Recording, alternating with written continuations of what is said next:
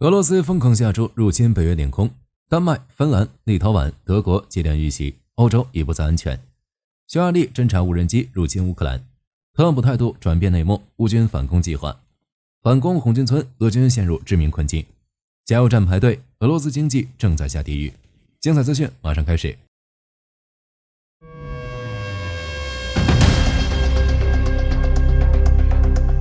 俄罗斯疯狂下注，加大对欧洲的挑衅。丹麦又遭遇无人机袭击，立陶宛、芬兰与德国境内也出现神秘无人机。火力军估计，欧洲的容忍度很快就会到达极限。立陶宛公共广播公司报道，在维尔纽斯机场附近，国家安全局检测到空中有3架未经授权的无人机，这件事扰乱了7个航班。另一边，芬兰广播公司报道，有人发现一架无人机飞越罗马涅米附近的水电站，并向警方发出了警报。芬兰当局证实了这件事，不过以正在调查为由，拒绝透露细节。从2025年8月开始，芬兰所有发电厂都被指定为无人机禁飞区，它们对能源基础设施构成风险。德国北部施勒苏伊格、赫尔斯泰因州同样发现了几架不明无人机。德国联邦内政部表示，已经加强无人机防御，并调查这一情况，怀疑可能存在间谍活动。该州内政部长萨宾苏特林瓦克表示，正在以涉嫌间谍或破坏活动进行调查。不过无人机数量和位置的详细信息，德国并没有透露。瑞典这边，卡尔斯克鲁纳海军基地附近出现无人机，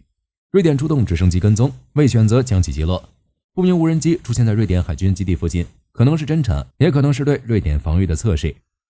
此外，丹麦与挪威又遭遇不明无人机袭扰。丹麦国防部报告称，在丹麦多个军事设施附近观察到无人机，包括斯克里德斯特鲁普空军基地以及霍尔斯特布罗的日德兰龙骑兵团军营。这已经是丹麦第3次遭遇无人机事件。结合俄罗斯登陆舰亚历山大·沙巴林号在丹麦海岸附近潜伏，谁干的一目了然。挪威警方在调查奥兰空军基地上空疑似发现无人机的事件。挪威当局强调，无人机活动尚未得到证实，但表示正在认真对待该报告。俄罗斯无人机入侵波兰之后，欧洲多国开始出现不明无人机，就跟之前说的那样，巧合谁会相信？为什么之前没有呢？结果很明显。德国总理默茨表示，我们不再享有和平，有关和平生活的谈判已经结束。丹麦首相弗雷德里克森表示，欧洲正处于混合战争状态，而这只是攻击的开始。俄罗斯对欧洲构成主要威胁。面对欧洲的指责，俄罗斯直接就否认了，甚至还反咬一口。你没证据就不要瞎说，如果北约击落俄军飞机，后果很危险。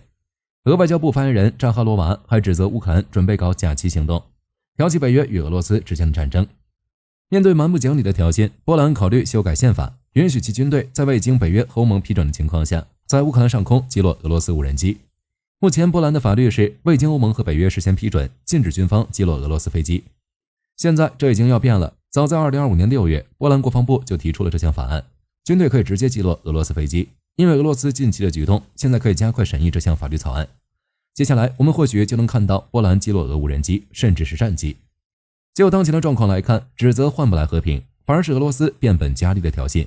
欧洲最终会如何反制？俄罗斯又会遭遇什么后果？火力军拭目以待。另一边，匈牙利又跳出来了。本来以为制裁斯洛伐克之后，欧尔班会消停一点，没想到匈牙利反而变本加厉。在基辅举行的新闻发布会上，泽连斯基证实，乌军侦察到匈牙利无人机入侵乌克兰外卡尔8000州领空，对乌克兰边境地区的工业设施进行侦察，并且还入侵了2次。对于泽连斯基的指控，匈牙利国防部直接表示否认。外长希亚尔指责泽连斯基见鬼了，疯了。不过乌克兰武装部队已经收集了有关匈牙利侦察无人机入侵乌克兰领土的所有必要证据，还发了一张图片，显示无人机在乌克兰领空的确切路线。泽连斯基警告称，如果匈牙利侦察无人机再次进入乌克兰，乌克兰将采取军事行动以保卫国家。但无论怎么说，匈牙利都坚决表明这是假的，这件事不是真的。这件事是不是真的，火力军无法确定。不过匈牙利对乌克兰的国防感兴趣，这是不争的事实。在2025年5月，乌克兰安全局就揭露了一个匈牙利军事情报特工组织，该组织的任务就是有关外卡尔8000地区的军事信息。其中一名特工在2021年被招募，之后处于待命状态。匈牙利在2024年激活了这名特工，研究外卡尔8000当地居民的情绪，对匈牙利维和特遣队的态度。这名特工还亲自监察了乌克兰国防军的位置以及该地区 S-300 防空的坐标。这段信息足以表明，匈牙利想以维和的名义向乌克兰派遣驻军，之后要做什么，火力军用脚想都知道。或许是欧洲与俄罗斯的冲突日益加深，匈牙利觉得时机已经到来。不过欧洲当前的主流是支持乌克兰，匈牙利这样做的可能性并不大，于是就有了另外一种可能了。俄罗斯参与了这件事，匈牙利境内存在俄罗斯特工，火力军觉得不用怀疑，所以可能是俄罗斯特工行为，然后把锅甩到匈牙利身上，将匈牙利与自己绑定在一起。华尔街日报揭秘特朗普转变历程的内幕，乌军的反攻计划让美国心动。近期特朗普的态度让火力军有点不适应，声称乌克兰有能力夺回全部领土，还将俄罗斯评价为纸老虎。明明前段时间美俄还是蜜月期，转眼间俄罗斯就被打入了冷宫，这是为什么？华尔街日报揭露了一些内幕，报道指出，亲乌克兰的特使凯洛格向特朗普通报了当前的战场形势，并指出俄罗斯这1-2年来几乎没有任何进展。特朗普原来的认知是乌克兰根本就不可能打赢，结果现在发现俄罗斯太拉胯了，谁打谁还不一定呢。这就成了特朗普那个帖子的第一句话。根据现在掌握的最新情况，除此之外，特朗普还收到了有关乌克兰反攻计划的细节，该计划让特朗普大为心动。白宫官员们称，泽连斯基的计划迷住了美国总统，于是态度有所转变。不过需要注意的是，言论改变并不意味着美国的政策转变。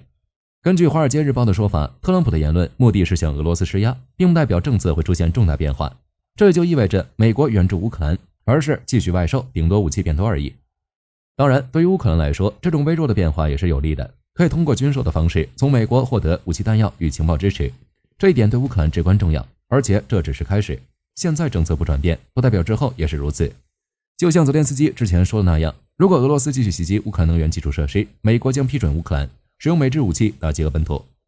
前线方向，红军村的俄军陷入3重困境，乌军的反攻的确有效。在乌俄战场之上，战斗最激烈的地区依旧是红军村，尤其是附近的多布罗皮利亚，包括希尔斯基在内。多个消息源都表示，乌军在这里实现了迄今为止最大规模的包围行动，将俄军分割在3个独立包围圈里，并切断了其后退路线。这里已经成为俄军的死亡走廊。根据目前的消息来看，在多布罗皮利亚，乌军大量使用无人机群，俄军的增援部队和补给车队还没来得及喊乌拉，就被铺天盖地的无人机炸得稀烂，甚至连前线的影子都没见到，直接就成了一堆废铁。想撤退不可能，乌军在这里进行多重火力封锁，把撤退的俄军硬生生挤压进一条狭窄的绝命走廊，两侧的炮火直接把俄军士兵往死里削。这不是在撤退，等于直接跳进火坑。一些俄罗斯博主也承认，形势灾难性十足，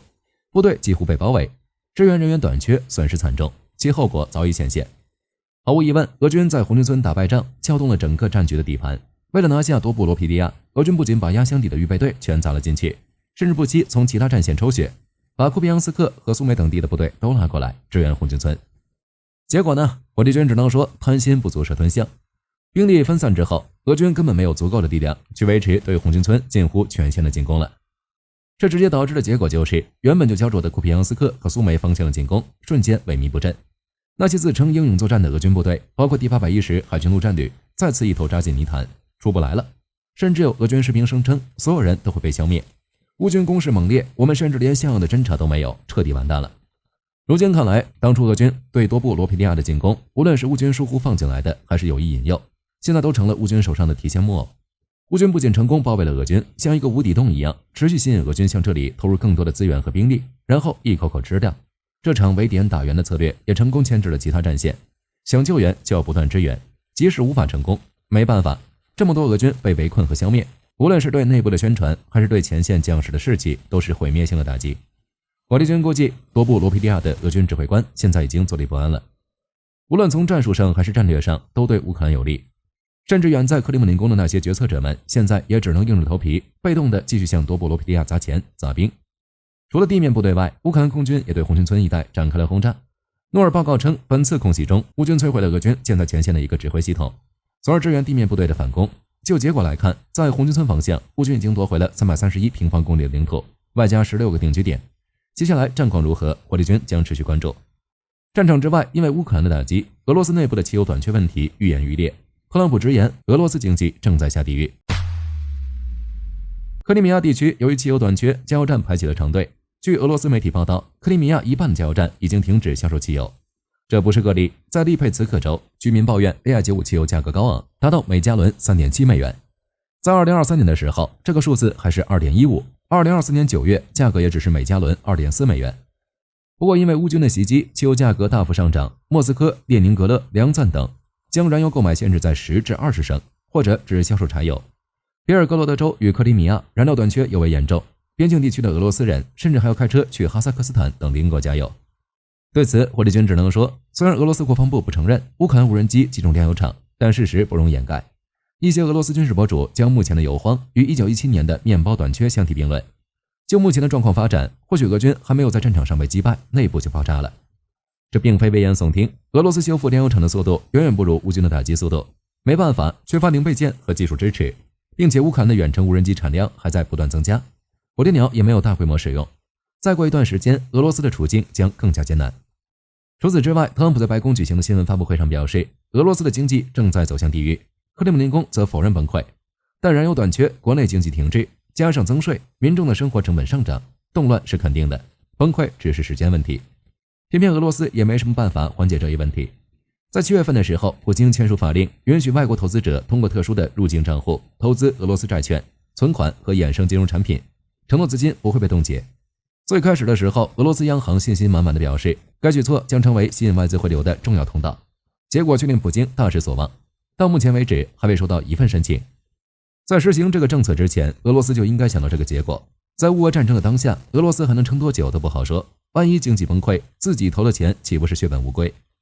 至于普京所说的不会冻结资产，火力军只能说相信普京不如相信自己买彩票能中1个亿。在此之前，俄罗斯就已经冻结美欧投资者持有的所有资产，并将其关进黑账户。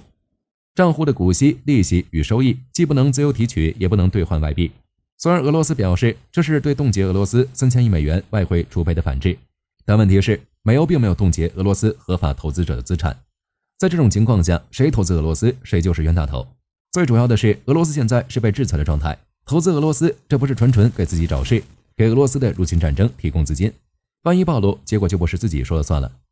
从一开始，普京的想法就无法实现，在已经失去信誉并入侵他国的状态下，投资俄罗斯根本不可能实现。如果俄罗斯不停止战争，其经济终将面临崩溃。据德干新剧报报道，预计到10月，印度军方将举行该国史上规模最大的无人机演习，具体内容为对无人机、反无人机系统进行实战化测试。那么这个最大规模到底大在哪里？从多名印度高级官员透露的消息来看，演习的具体时间定在了10月6日至10日，地点位于中央邦的一处基地。为了这次演习，海陆空三军、国防科研机构及相关企业都参与了进来，单说阵容几乎涵盖印度军工高层，可见确实下了血本。阵容之外，参演的无人机来头也不小。目前印度的无人机机队主要由侦察型无人机以及巡飞弹构成，在演习上或许还会出现 MQ9 死神，作为世上第一款具备长时间高空侦察与武装打击能力的无人机。MQ9 作战性能强悍，不少国家已经提交了采购订单，印度也是其中的一员。在2024年10月与美国签署采购协议，花40亿美元引进31架 MQ9。从印度要办本国规模最大的无人机演习的想法来看， MQ9 已经抵达的可能性很大。值得一提的是，趁着无人机军演即将开启，印度军工联合会向军方做出了保证，表示将在5到6年内推动1万架无人机投入使用。除了无人机，印度还准备投入他们的镇国防空系统。印度综合防御参谋部参谋长迪克希特在接受采访时表示，军演展示的部分无人机和无人系统将会是本土防空系统苏达山查克拉的重要组成部分。今日巴基斯坦报透露，这套系统反制范围广泛，可覆盖从常规飞机到高超音速导弹的目标，但实际拦截效果尚未经实战验证。不过印度官员对此引以为傲，将其与以色列铁穹系统并列，并称防空双雄。预计到2035年，该系统可正式完成研发并投入列装。内容方面，根据路透社的消息，印度将重视5月印巴纠纷中部分无人机作战的场景。在这场战斗中，双方大规模地使用了无人机对轰，促使印度加快军备，尤其是无人机领域的研发。印度参谋部副参谋长辛哈称，印巴冲突让印度猝不及防，但也成为了印度加速反无人机系统发展的契机。总结起来，他们还得感谢巴基斯坦，正是因为前所未有的危机感，才促成印度加快苏达山查克拉系统的研发。至于苏达山查克拉能否在2035年准时完成，未来5-6年是否有超1万架无人机顺利服役，鉴于印度并不成熟的无人机工业体系，火力军仍然要打上一个大大的疑问号。据军文网站 The War Zone 报道，美国北方司令部司令吉洛特在埃格林空军基地举行的猎鹰巅峰活动中表示，鉴于美国本土军事基地屡遭不明无人机侵扰，美军将因此成立首支快速反应部队，专门针对无人机袭击。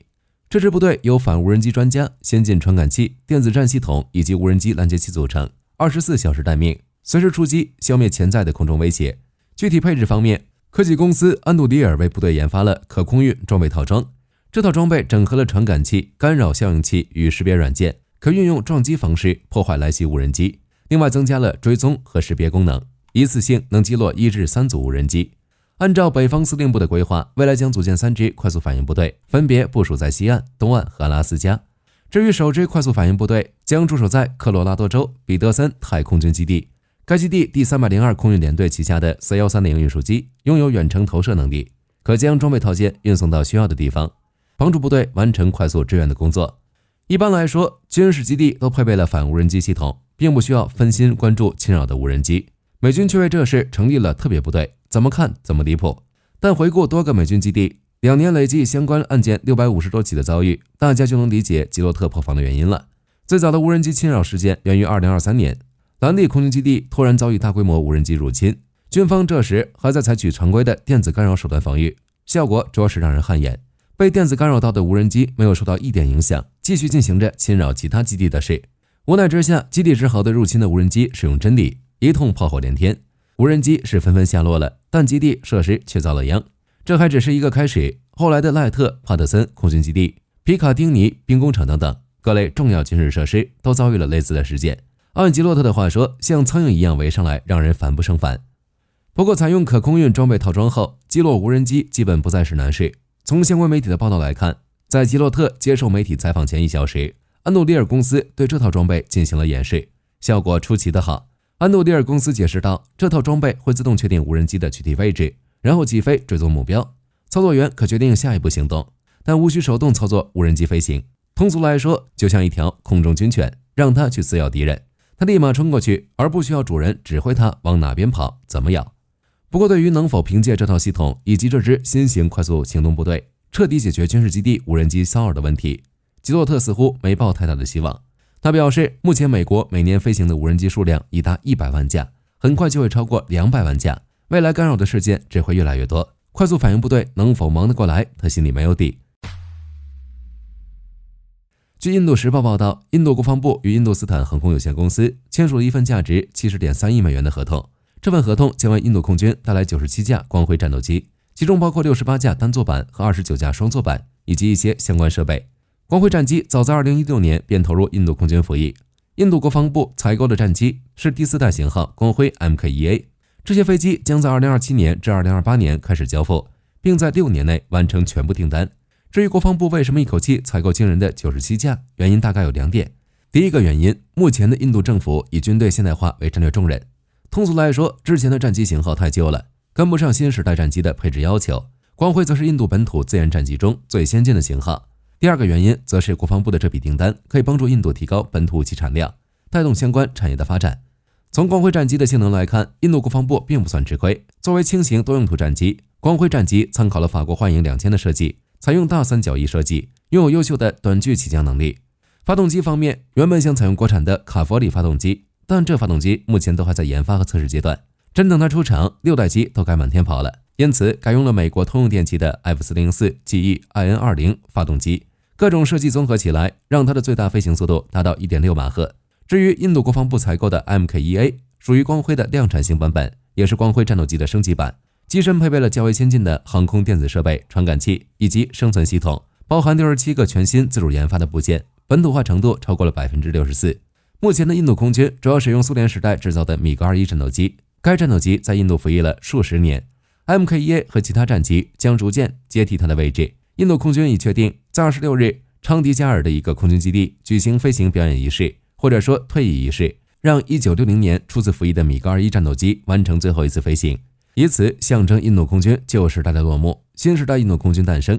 作为世界上最大的武器进口国之一，为了维持空军大国的身份，在自研之外，印度依旧没有停止新战机的采购。法国媒体称，印度在今年4月与法国签署一项价值数十亿美元的协议，准备向达索航空公司购买26架阵风战机。至于这些大手笔订单能把印度军事实力提升到何种程度，还需要时间来检验。好了，这期视频到这儿就结束了。各位觉得欧洲多国遇袭局势会如何发展？可以在视频下方留言，大家一起讨论。喜欢的话不要忘记点点关注。我是火力军，下期见。好的，各位观众，今天给大家推荐一款 T 恤，不仅超有态度，还堪称性价比之王。